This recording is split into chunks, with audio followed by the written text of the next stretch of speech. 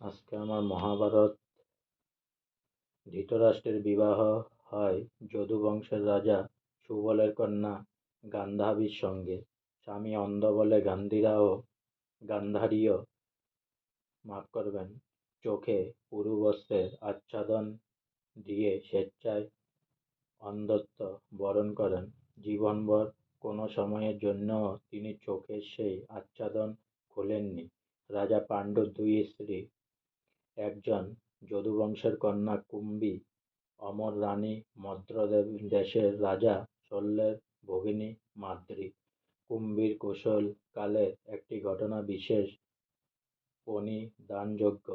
কিশোরী কুম্ভী একবার দুর্বাসা মুনিকে ব্যবহারের গুণে পরিতুষ্ট করে তার কাছ থেকে এ বর পেয়েছিলেন যে তিনি যে দেবতাকে আহ্বান করবেন সে দেবতাই সশরীরে উপস্থিত হবেন তার সামনে।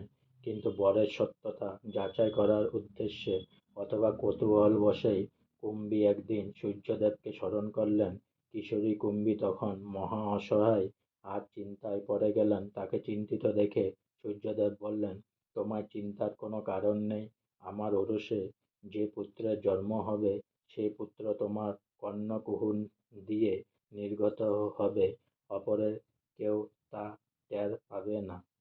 আজকে আমার মহাভারত এখানেই শেষ হলো। তাই আমার চ্যানেলটিকে অনেক অনেক সাবস্ক্রাইব করুন, অনেক অনেক লাইক করুন।